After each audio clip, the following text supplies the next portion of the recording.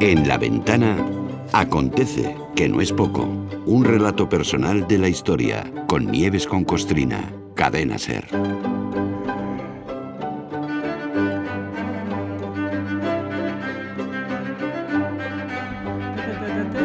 Hola Nieves, buenas tardes. Buenas tardes, Carla. Tiene Fito Cabrales una canción muy chula, como todas las suyas, en la que habla de los huesos de los besos.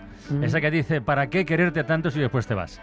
Bueno, pues hoy aquí en esta Acontece que no es poco, vamos a hablar de huesos, pero no de los besos enterrados, como dice la canción de Fito. Hoy hablamos de huesos fantasmas. Fantasmas pero muy lucrativos. Y todo, ya me explico, y todo por una historia de piratas. ¡Hala! Ya lo he puesto todo sobre pues mira, la mesa. Este acontecido dedicado a hala, Fito venga. y a todos sus fitipaldis.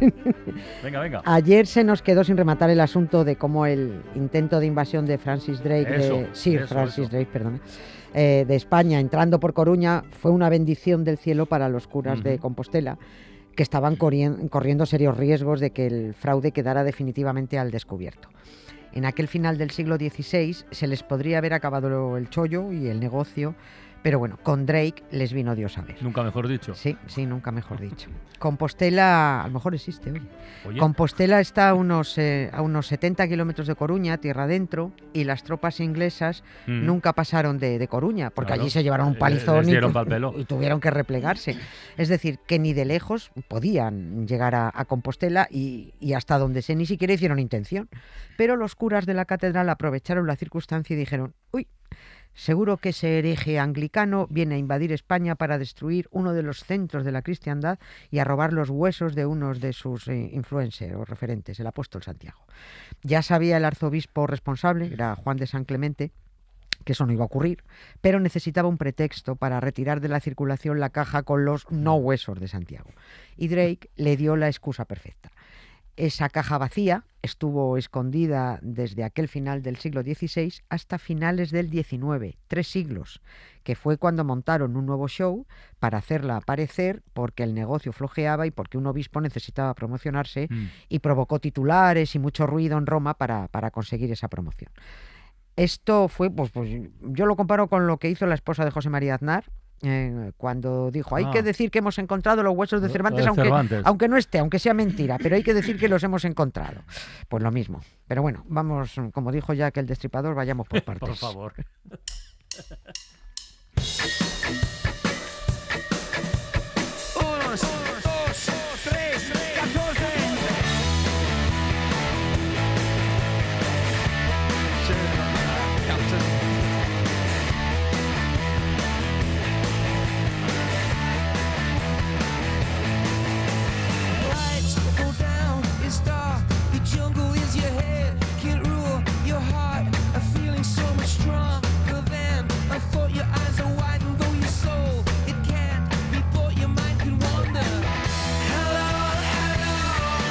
Recuerdo que ayer dijimos que el pretexto lo dio Francis Drake, pero que pudo haber 2 motivos por los que la Catedral de Compostela necesitaba hacer desaparecer la caja de los no huesos. De los no huesos. Había dos teorías posibles. Sí, a ver. Sí. Lo que es que no sé cómo llamar a una caja que no tiene hueso, que bueno, los no huesos. La caja de los no huesos. No sé cómo llamarlo.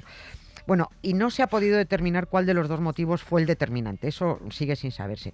Uno de ellos fue un pleito de 5 obispados de Castilla contra el de Compostela, porque así de claro estaban hartos de que los gallegos recaudaran auténticas millonadas a cuenta de unos huesos que no existían.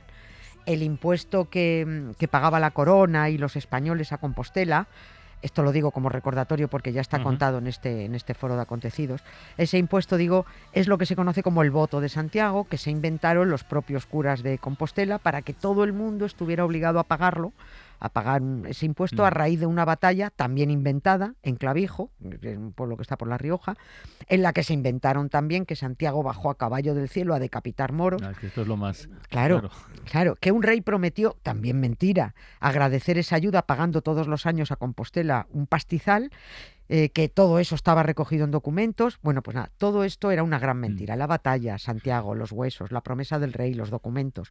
Lo único cierto era la enorme cantidad de dinero que entraba en Compostela y que aún sigue entrando propiciado por este fraude.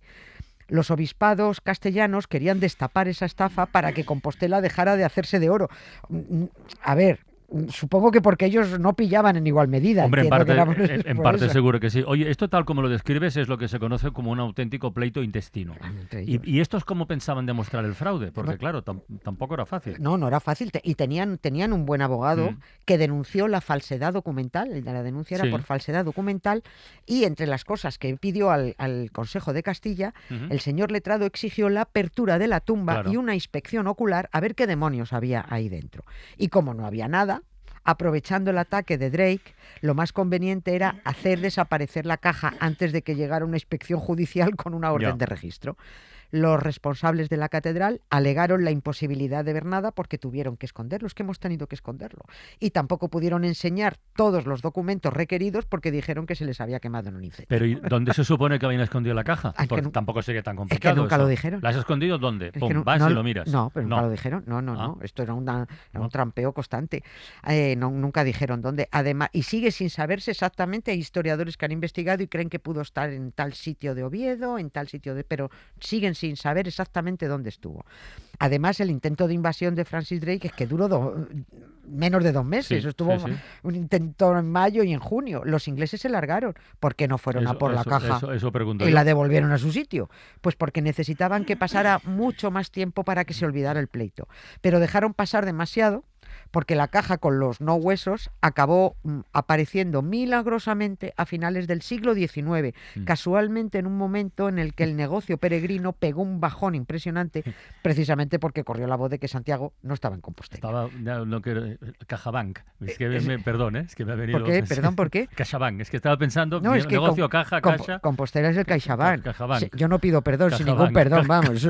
Eso es un negociazo, vamos, sin ningún tipo de escrúpulos, ¿no? O sea, ¿la hicieron desaparecer? Sí, claro. ¿Y luego? Claro, como digo, pega un bajón tremendo. Y de la misma manera que lo hicieron desaparecer, pues plof, la hicieron aparecer otra vez.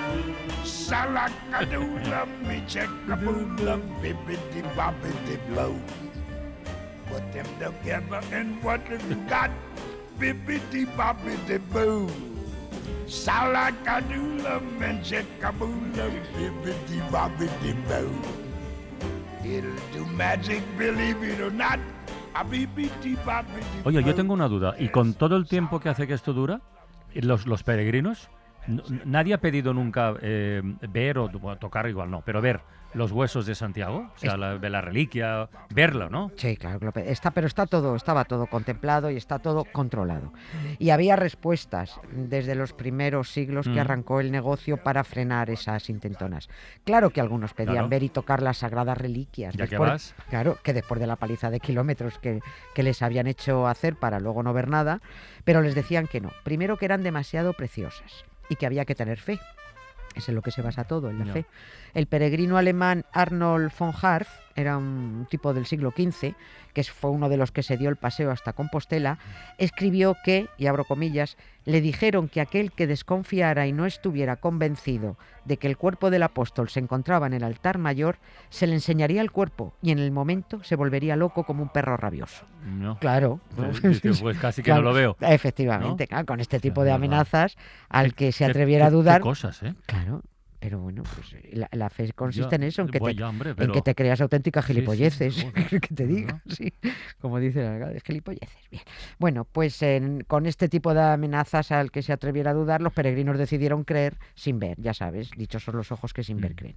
El caso es que los no huesos volvieron a aparecer por arte de Birli Birloque en 1879 en la propia catedral, cuando en su momento se dijo que se los habían llevado a otro lugar, pero dijeron, ¡uy! Han aparecido aquí. Bueno, o sea que vamos mentira sobre mentira sobre mentira sobre mentira. Y fue el arzobispo Miguel Payá y Rico el que decidió que los huesos tenían que reaparecer, sobre todo porque, como cuenta la historiadora Ofelia Rey... Ayer la citaste. Sí, claro. Estaba deseando este hombre pillar el arzobispado de Toledo y el cardenalato, y necesitaba un golpe de efecto, además de reactivar el negocio peregrino. Y efectivamente se inventó que los no huesos habían reaparecido. Si un obispo en el siglo IX se inventó que los había encontrado, a ver por qué otro no se iba a inventar en el XIX que los había reencontrado. Ahora tocaría preguntar cómo sabía que eran los de Santiago, pero ya no te lo pregunto. Bueno, pues, si nunca han existido, ¿no? Sí, pero bueno, tampoco les costaba añadir más mentiras. ¿En qué perdían? Ya eran tantas en 10 siglos. Además, estaba comprobado que todo el mundo se creía todo. Y la grandeza de esto es que tú puedes decir lo que quieras porque la gente se lo cree. Hubo un paripé científico chistoso en el que los propios curas se encargaron de buscar a supuestos expertos, estamos hablando de 1879, que dijeran que los huesos que les enseñaron eran de Santiago. Y ya está, lo dijeron, porque para eso les pagan. El Papa, para dar oficialidad al asunto, envió a un cardenal desde Roma para que confirmara la autenticidad de los huesos. ¿Y qué sabría el cardenal? El cardenal forense lo llamo yo, sí. Bueno, pues ese era el cardenal Caprara, que efectivamente llegó y lo confirmó. Y así fue como en 1884, mediante la bula Deus Omnipotens, el Papa León XIII, ese es el que al parecer, creo que en ese se ha inspirado el señor Prevos para nombrarse León XIV, porque dice él que era muy bueno. Bueno, pues León XIII certificó que esos huesos eran indiscutiblemente de Santiago y ordenó que, una vez cerrada la urna, nunca más esos huesos volvieran a ser objeto de estudio. Yo no sé si León XIII fue bueno, pero un mentiroso seguro.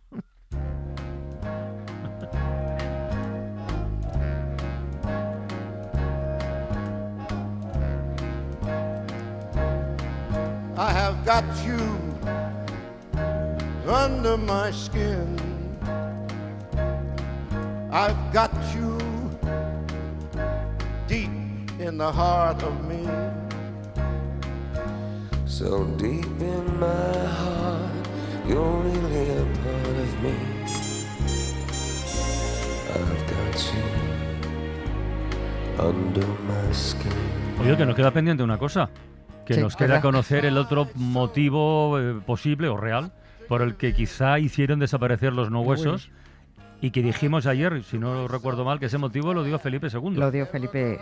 No había obispados castellanos, no, Felipe II. Sí, o pudo ser lo que hemos contado de los 5 obispados o pudo ser Felipe II. Alguna vez hemos comentado que Felipe II era un friki de lo que los católicos llaman eufemísticamente reliquias y que no son otra cosa que huesos de muertos, de lo que también llaman eufemísticamente santos y mártires, y que en un 99% son falsos porque esos personajes no han existido, o si alguno existió no hay huesos, pero coges el peroné de cualquier otro fiambre, dices que es suyo y solucionado.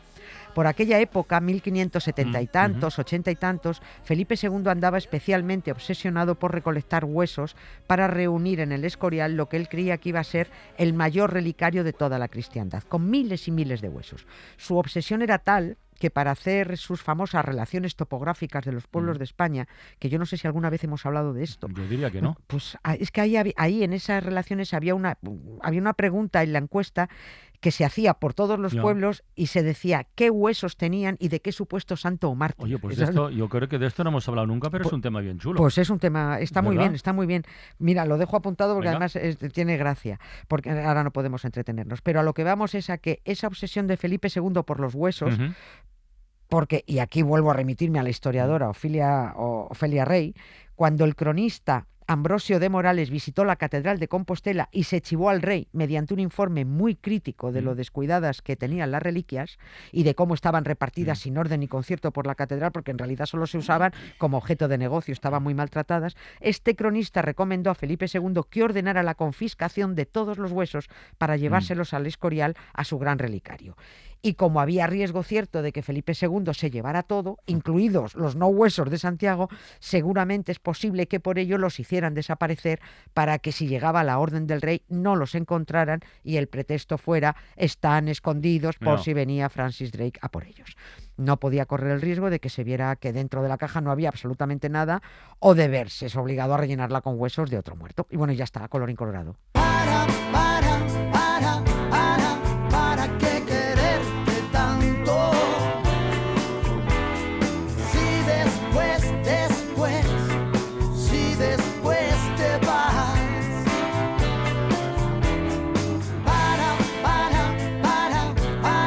¿Para qué quererte tanto?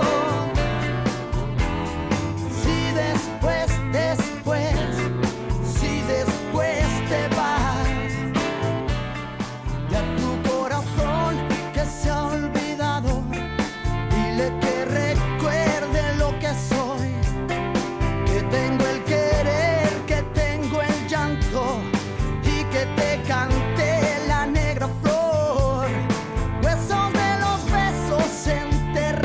Ahí están los huesos de Fito. Bueno, los huesos a los que canta Fito. No, porque Fito los tiene puestos los suyos. Sí, los suyos los tiene y puestos. muy bien puestos además. Sí. Venga, Nieves, un beso. Gracias, Carlos. Mañana Un beso. más. Chao. Nací, perdón.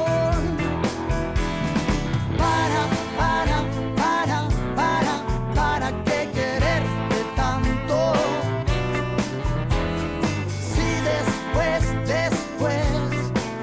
después te vas.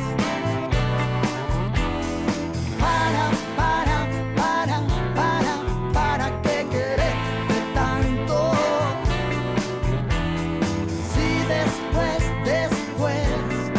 Si después te vas. Soy el sueño que te sueño.